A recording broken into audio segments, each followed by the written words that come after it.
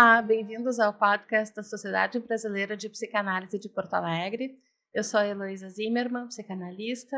Quem está comigo como anfitriã hoje é a Aline Santos e Silva e o nosso convidado hoje é César Antunes, membro titular com função didática da nossa sociedade, atual vice-presidente. O nosso tema hoje é o porquê da guerra. César, por favor, conta pra gente como tu entende o que está acontecendo no mundo hoje da Rússia e da Ucrânia. Talvez a gente pudesse começar pensando como que a psicanálise pode ajudar a compreender esses processos, né? Ao longo da história da psicanálise, houve uma percepção que existe dentro do ser humano tanto pulsões de vida, de ligação, de afeto, de amor, quanto pulsões destrutivas, né? Não é que as pulsões destrutivas sejam, em sua origem, algo ruim, né? Mas são coisas que levam a gente a se ligar e a se desligar. A pulsão destrutiva é o que busca o desligamento, né? Então, de alguma forma, viver é se ligar e se desligar. O tempo todo a gente está fazendo novos amigos e se separando deles. Eu me lembro que uma vez eu li que amores a gente tem montes ao longo da vida. Agora, aquelas pessoas que a gente odeia é para toda a vida. Aquela menina ou aquele menino que nos mordeu no jardim, a gente nunca mais perdoa. Então as ligações de ódio, elas são mais estáveis e mais constantes do que as ligações de amor, né? Os inimigos são para sempre. E aquela região, por exemplo, hoje em dia nós estamos com essa violência, né? E é muito interessante essa questão da violência, porque quando a violência é no Afeganistão, isso não nos toca tanto quando há uma ligação, quando é a destruição ou a destrutividade aparece, por exemplo, na Europa, por causa dos processos identificatórios, né? A grande maioria das pessoas no Brasil, não. Uma grande parte... A história foi ensinada assim, né? Eurocêntrica, né? Mas uma grande parte das pessoas no Brasil, não é a maior parte, mas uma grande parte é de origem europeia, ou portuguesa, ou italiana, ou alemã, polonesa e vários lugares, né? Mas a grande parte realmente veio da África contra a vontade, né? Então essa capacidade que o ser humano tem de atacar tudo aquilo que não é semelhante a ele e de se identificar com tudo aquilo que é parecido, faz com que a gente enxergue esta guerra que está acontecendo, por exemplo, a invasão da Rússia à Ucrânia, de uma forma mais intensa, né? Mais que nos toca mais, né? Porque muitos de nós têm famílias de origem ucraniana, polonesa, russa, né? Então, nós temos que pensar o que leva as pessoas a fazer isso. Eu penso, o que me toca, vamos dizer, é que a minha tendência é pensar nas pessoas que são a vítima disso. O que acontece, né? Com o cidadão que tem seu trabalho, cria seus filhos e de repente tem sua casa destruída, toda a sua vida arrasada por um interesse que ele não foi consultado, né? E aí entra essa questão desta violência, né, contra a população civil. Vocês sabem que no início da cultura humana, ou da civilização, os seres humanos viviam em bandos, né, em hordas selvagens, onde tinha um chefe, né? E aquele chefe impunha aos outros a sua vontade, seu desejo pela força, porque ele era o mais forte do outro, né? E os que estavam apartados, um dia descobriram que se eles se juntassem, podiam matar aquela pessoa. E fizeram isso, o Freud chama isso do assassinato do pai da horda selvagem. Só que esse pai morto os irmãos que mataram o pai se deram conta do seguinte: quem é que vai ser bobo a ficar nesse lugar de novo, né? Porque se eu ficar nesse lugar, eu posso ser morto por ele. Eu vou morrer. Então, eles tomaram a seguinte decisão: o lugar do pai ninguém ocupa. É sagrado. Então, a gente vai escolher um que vai representar o pai, mas não é o pai. Então, aí nós temos uma mudança de uma coisa que antes era imposta pela força, ela passa a ser imposta pelo poder, o poder do grupo. O grupo faz um acordo e impõe a sua vontade aos outros, né?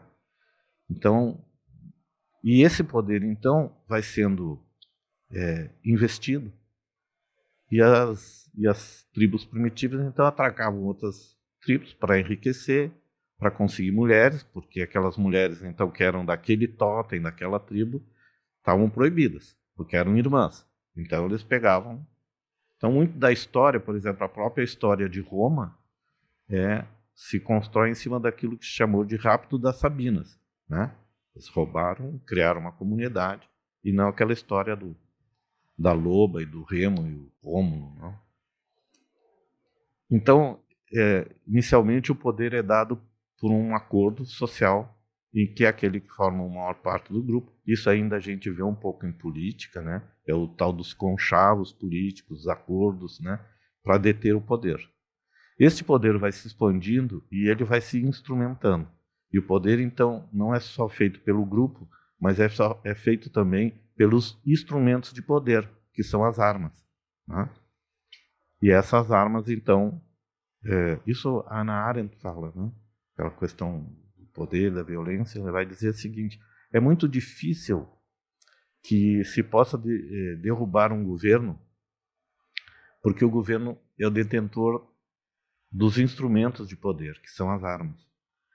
Agora, se esse poder, que é uma delegação do povo a um administrador, a um chefe, a um presidente, a um tirano, ele começa a frustrar esse povo, ele vai perdendo o poder. Então, o instrumental, as armas que ele tem, não tem mais quem as utilize. Então, um governo só cai quando ele está fraco, quando ele não consegue mais representar as ânsias do povo.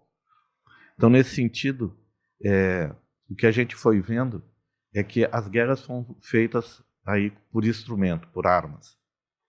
Mas, durante algum tempo, as guerras eram dadas no campo, né? Era o campo de batalha, né? E então os soldados, até a Primeira Guerra Mundial, os soldados iam para um campo de batalha, lá ganhavam ou perdiam as batalhas, né? E a comunidade, o burgo, a cidade ficava protegida. Os cidadãos ficavam sabendo se o exército tinha ganho ou perdido pelas notícias, né? Mas houve uma mudança nisso, que tornou a coisa muito mais cruel, né? E a primeira experiência disso foi na Guerra Civil Espanhola, né? Numa coisa que ficou expressada num quadro horrivelmente maravilhoso, que é o do Picasso, que é a Guernica. Guernica foi a primeira cidade civil que foi bombardeada sistematicamente com o objetivo de destruir as casas e matar a população civil, né? E aquele momento marca, então, essa passagem da guerra, né, que tinha regras, por uma guerra sem regras, né? Onde o objetivo é aterrorizar, é destruir. As guerras anteriormente, o objetivo não era matar o adversário, era ferir, né?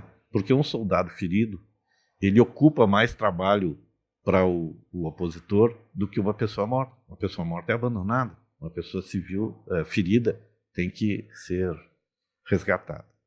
Então, Guernica e o bombardeio dos aviões, dos caças nazistas, a Guernica mata uma regra da guerra, mas marca também essa passagem, né, essa violência, que agora ficou sistemática. Então, as guerras hoje em dia são guerras onde o que é atingido é a população civil, né? É a cidade, é a rotina daquele país. Então, eu penso que isso marca um acréscimo da violência, né? No fundo, isto do ponto de vista psicanalítico, uma regressão psíquica, né? Porque antigamente, quando eu contei, quando as tribos atacavam outras tribos, elas destruíam a tribo. Era uma coisa muito primitiva. Aí se conseguiu um avanço civilizatório, não grande, porque é uma guerra, né? Como dizia o Milor, né? Como é que pode existir, antigamente tinha uma coisa que era escola superior de guerra, né? Como é que pode existir escola superior de guerra? Se é superior, não pode ser de guerra. Se é de guerra, não é superior, né? Guerra não é uma coisa superior. É o que há de mais básico, mais primitivo, desse ódio que eu digo que a gente tem do menino que me mordeu no jardim, né? Então, o que me parece é que as guerras como são feitas hoje é muito mais um retorno da barbárie, da violência, né? Do destruir por aterrorizar, destruir para fazer medo no outro, do que por objetivos militares que façam sentido, né? E eu, hoje em dia, o que me assusta, o que me preocupa é a violência disso, né? É aquela milhares de pais tentando salvar os filhos, crianças que não sabem o que estão acontecendo, né? Crianças que são feridas, famílias que são destruídas, projetos de vidas que são interrompidos por jogos de poder, né? Aliás, que não faz sentido. A ideia de que as coisas poderiam ser negociadas, né, numa mesa e por dirigentes vai por água abaixo nesse momento. E eu fico curiosa para saber por que isso acontece, né? O que acontece dentro das pessoas que parece que nesse momento desvinculam a ideia de que naquela cidade moram pessoas e aquela cidade possa ser destruída porque é importante, para qual motivo? Explica para a gente essa dissociação. Aquilo que a gente chama de consciência, que é o que construiu todo o processo civilizatório, a gente poderia representar por um iceberg, né? Onde existe uma parte pequena, né, que está fora d'água. E uma grande parte do iceberg está embaixo d'água. Essa parte que está embaixo d'água é o inconsciente, né? É o que há de selvagem, de Neandertal que existe dentro da gente. Esta parte que está para fora não é a consciência, é o pré-consciente. É uma parte que a gente pode acessar, mas não é a consciência, nem é a civilidade, né? Essa parte que está para fora é o que nos leva a brigar no trânsito, né? Então, o que é a consciência? A consciência é uma pequena camada de neve que se acumulou durante a noite, né, no pico desta parte para fora, né? De tal maneira que esta parte da consciência, que foi a última neve que caiu, no dia seguinte vai passar para o pré-consciente por outra camada. Então, a gente precisaria fazer esforços de consciência, mas isso dá muito trabalho. A gente prefere agir inconscientemente, violentamente, né? Descarregando coisas, né? Então, no fundo, eu penso que essas guerras são motivadas pelo que há de mais selvagem no ser humano, mais destrutivo, que todos nós temos, né? Ninguém escapa disso, né? Por mais civilizado que a gente seja, em algum momento, esse aspecto violento, esse desejo de poder, de mostrar para o outro, de dar o troco, assume a nossa consciência, né? E nos faz atacar por motivos os mais ridículos possíveis, né? E por isso que o nome que a Hannah Arendt deu para isso, de banalidade do mal, faz tanto sentido, né? Porque é banal no sentido de comum a todo ser humano, né? Essa casquinha, esse verniz é suave, né? Claro, e tu falasse uma coisa que eu acho importante, que a gente não dá nem para dizer que isso é uma perversão. Isso não é um sadismo. O sádico, ele não quer destruir o outro, né? Ele quer tirar prazer do sofrimento do outro. A banalidade do mal é o oposto disso. É quando eu não me importo, tenho indiferença em relação ao outro, né? Eu, uma vez, estava comentando um seminário nosso, na Brasileira, sobre o que era melhor para uma pessoa que era presa e torturada. Se era pegar um torturador sádico ou uma pessoa que era indiferente. E aqueles que pegaram um torturador sádico sobreviveram. Porque o sádico, ele vai modular a agressividade dele para manter o objeto de prazer dele. Eu não estou dizendo que isso é bom, mas o outro, aquele que está fazendo só uma tarefa, né? Aí entra o mal banal, o indiferente, o silêncio dos que isso não é comigo, né? Isso é muito pior, né? Porque é uma indiferença, né? Em que, por exemplo, os alemães indiferentes, quando finalmente tomaram consciência dos campos de concentração, ficaram horrorizados, né? E os aliados obrigaram eles a ver os campos de concentração. Eles faziam, né? Tornavam isso inconsciente, né? É algo como, eu me nego a ver, né? Eu não vejo isso. E muitas vezes quando alguém nos diz, eu não vejo assim, a gente tem que pensar, talvez seja os teus olhos, e não que aquilo não esteja acontecendo. Então, a banalidade do mal é uma espécie de negativa, né? É algo como, não, eu não vejo por que tomar vacina, né? A vacina não vai impedir que eu tenha Covid. Sim, mas pode impedir que o outro tenha Covid a partir de ti. Então, essa capacidade da gente se doar, levar em consideração o outro, eu acho que faz muita diferença, né? E eu tenho a impressão que nessas guerras, a primeira coisa que a gente faz é uma indiferença em relação a isso, né? Eu fico pensando, o que se passa na cabeça do Putin, né? Se vê aquelas cenas de crianças feridas ou que se perderam dos pais ou sem casa. Não, é indiferente para ele, né? Ele faz uma negação disso. Ele não enxerga, né? Porque enxergar é uma coisa difícil, né? Traz muito sofrimento. Claro, a gente pode ver as coisas, mas não enxergar elas, né? A gente pode, em algum momento, fazer um bloqueio do que está se vendo, né? E nessa forma que tu falasse da banalidade do mal, que é essa indiferença ao destino, né? Mas ali tem uma escola. Azar. Não é um objetivo militar. Azar, né? Não, são números, né? Não são pessoas, né? E isso é o que há de mais destrutivo numa guerra. É a capacidade de se ver a crueldade, a maldade, né, desses processos, né?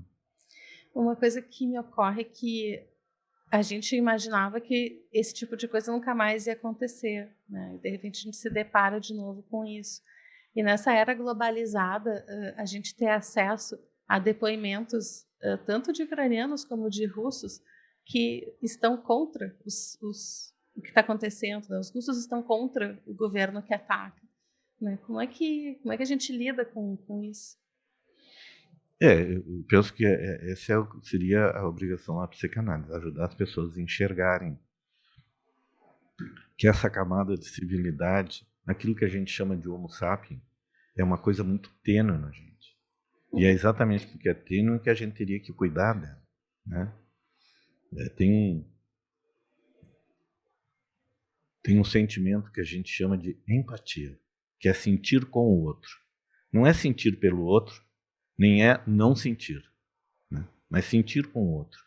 Ser empático é uma necessidade humana, porque nós habitamos no mesmo lugar. Quer dizer, o risco, por exemplo, de uma guerra nuclear, basta um maluco apertar um botão que o outro vai responder. Então, essas formas de tempos em tempos a gente está a um limiar muito pequeno da destruição, né? O Freud tem um texto lá que conta uma piadinha, mas ele diz uma coisa que eu acho maravilhosa. A distância entre o sublime e o ridículo é um passo, né? Entre aquilo que se constrói e aquilo que se destrói. Aliás, destruir é mais fácil, né? A gente leva muito tempo para construir um prédio, mas para demolir, 30 segundos tu põe todo ele abaixo, né? Então, como é muito mais fácil a destruição, e como eu disse que o ódio é um vínculo muito mais forte que o amor, nós estarmos atentos àquilo que há de destrutivo na gente é necessário, né? Então, nós podemos tomar consciência disso, né? Isso é uma obrigação de todos, né? Eu estava tentando me lembrar de uma frase do Martin Luther King que fala sobre o problema maior é das pessoas que se calam, né? Que a gente... como é que é a frase mesmo? Não me assusta o grito dos opositores, né? Que eu temo é o silêncio dos indiferentes ou algo assim, né? Também não me lembro exatamente, mas esse silêncio, essa ideia, isso não é comigo, né? Não, isso é com cada um de nós, né? É como alguém me disse, é como a pandemia, né? A gente pensa, não, isso está acontecendo na China, não, isso está acontecendo na Itália, não, isso está acontecendo na Argentina. E um dia isso estava acontecendo. 2 dias depois estava acontecendo com a gente. Claro. E isso tudo não tem como, né? A gente não mora num outro planeta, a gente mora no mesmo planeta. E todos eles sofrem com isso, né?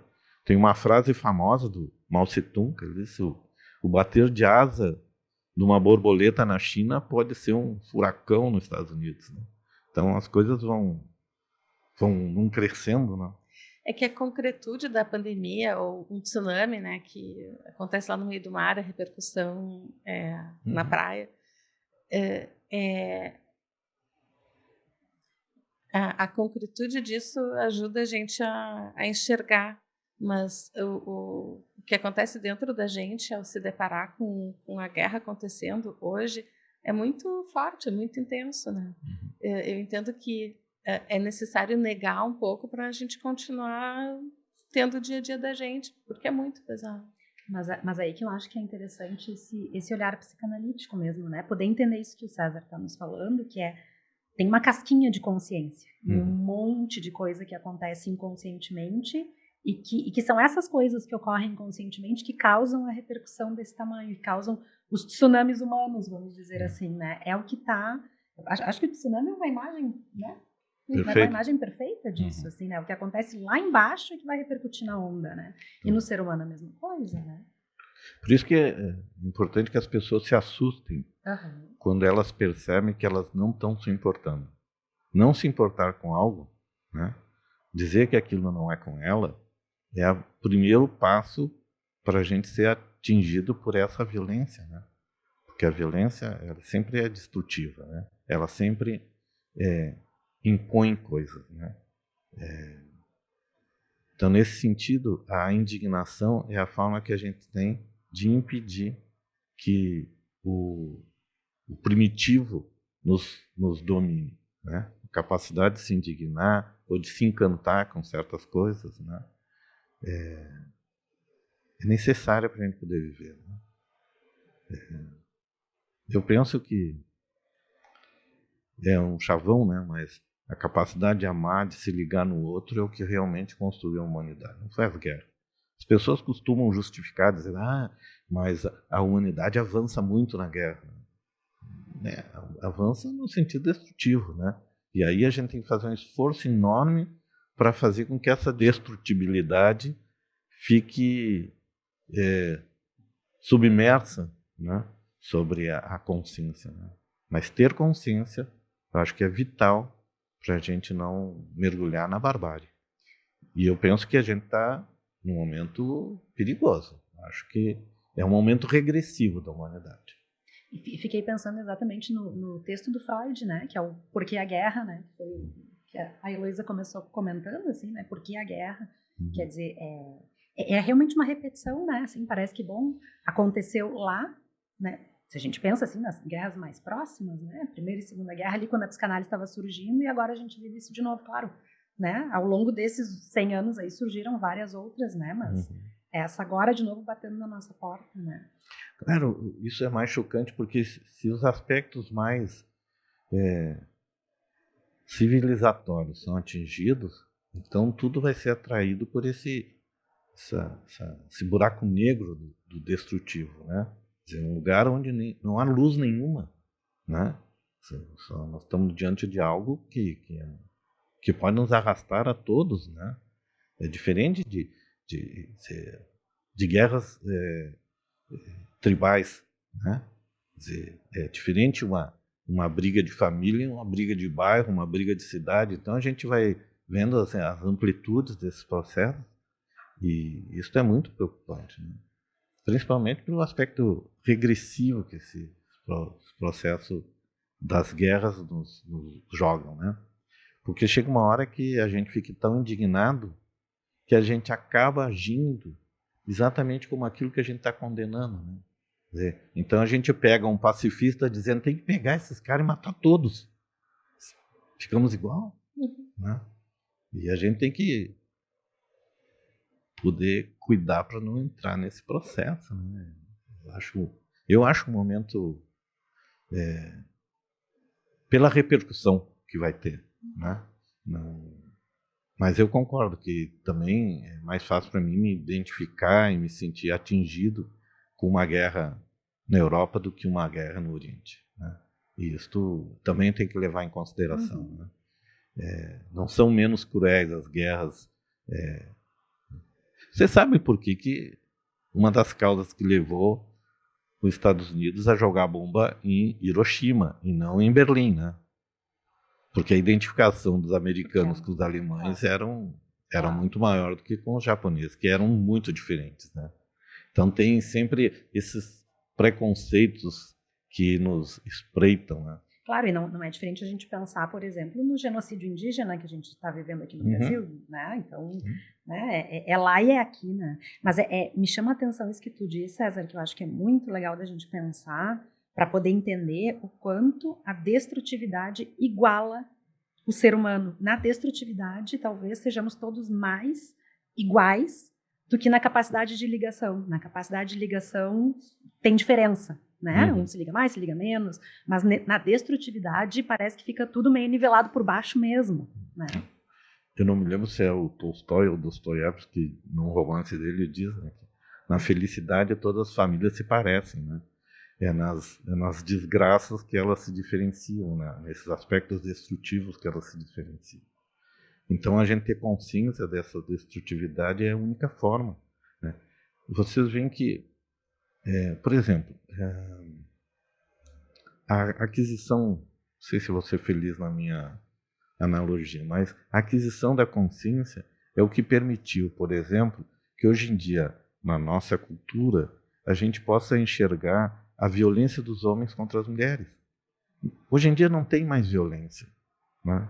Não é que tem mais feminicídio. Não. Hoje em dia nós temos consciência disso, né? Antigamente, um homem matar uma mulher, o que quer que seja, era quase que um direito dele. A mulher era dele, era uma propriedade. Então, hoje em dia nós temos mais consciência. E isso, a tomada de consciência faz com que a gente veja a repercussão de algo assim. Então, a tomada de consciência desses aspectos destrutivos é que podem ajudar a gente aos poucos mas isso leva muitos séculos, né? É claro que hoje em dia também, em relação às guerras, nós temos mais consciência da violência. Antigamente, matar uma família, estuprar mulheres, tomar conta dos bens daquela família é até uma forma de pagar os exércitos, né? Quer dizer, quando se oferecia, nós vamos atacar tal país, os soldados podiam saquear tudo, né?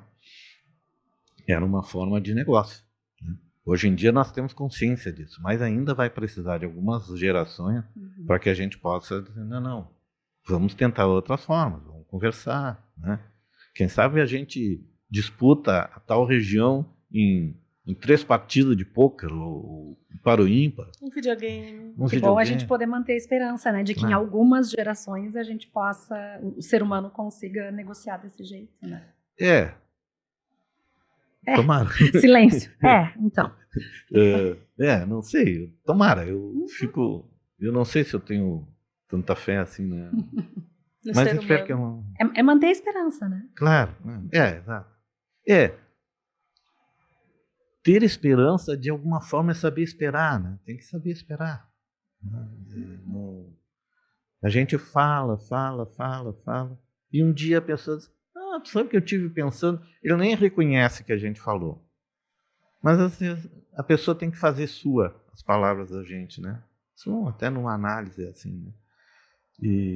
Então, tem que falar e não parar de falar, e não parar de criticar, e não parar de mostrar essa violência, até que as pessoas se deem conta.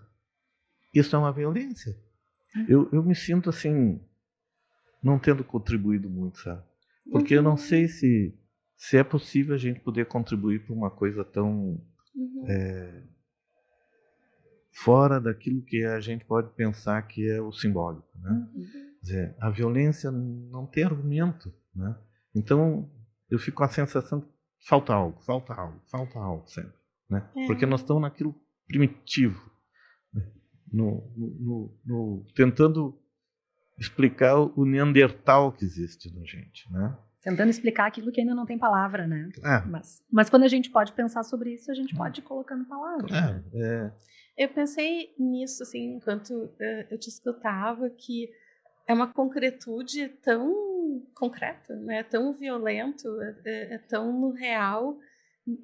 Falta tanta...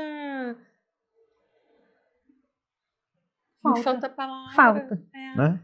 Que é muito difícil pra gente que vive com curiosidade para entender as pessoas, que se alegra no convívio, né? Se deparar com uma situação de tamanha violência, brutalidade no concreto, é muito duro lidar com isso. Eu acho que uma das coisas que a gente tem para combater isso é o humor. E é interessante porque o presidente da Ucrânia era um humorista, né? Famoso até. E isso não é um defeito, no meu ponto de vista até é uma virtude, né? Eu me lembrei assim, para a gente não encerrar num clima tão lúgubre. Eu me lembrei que uma vez estava conversando com uma amiga, ela falando que o marido dela era meio grosseiro, né? E eu disse, pois eu acho que tu erraste na escolha. Tu queria um poliglota e conseguisse um troglodita. Esse é um problema sério de compreensão. Mas pessoas que falam vários idiomas não necessariamente são mais inteligentes. Tem gente que consegue ser idiota em vários idiomas, né? Então, agora, como conter isso preciso de paciência mesmo. Mas eu fiquei com essa sensação de que, por mais que a gente tente achar uma explicação, é muito difícil. Né? Nós estamos diante da violência pura, da destrutividade, né? Como tu disseste, da falta de palavras, não tem o que dizer, né? E aí partir para a ação às vezes o que nos resta, mas a gente tem que controlar essa vontade do revide, né? De dar o troco e tentar achar a palavra. O Freud disse que o primeiro homem que deixou de dar um porrete e xingou o outro deu um avanço civilizatório, um passo civilizatório impressionante. Então, nós temos que falar mais sobre isso, até que a gente ache as palavras, né? O que eu pensei foi isso. Talvez a gente esteja nesse momento com o primeiro impacto e precise ver como as coisas vão evoluir, como a gente vai evoluir, se posicionar diante de tudo isso. Mas eu acho que hoje o que me parece chamar mais atenção é como a gente está se sentindo desamparado diante de tanta maldade, crueldade, né? E temos que pensar mais sobre isso. A crueldade não tem argumento, né? Quer dizer, uma pessoa que te xinga no trânsito, o que tu pode fazer? Chamar ela. Não tem conversa, né? Claro, chamar a razão. É isso que talvez nós estejamos nos sentindo aqui, né? O que a gente pode falar sobre a guerra, né? A melhor coisa, talvez, que a gente possa falar sobre a guerra é aquele quadro do Gluck, o grito. né? Bloch, né? Não, é do Munch. Monte. Eduardo Munch. Eduardo Munch. É. O grito. É a mesma coisa. Né? Não tem outra coisa para dizer. É o horror. Então, na esperança de dias melhores, encerramos por aqui hoje. hoje. Então, tá. Muito obrigada, queridos.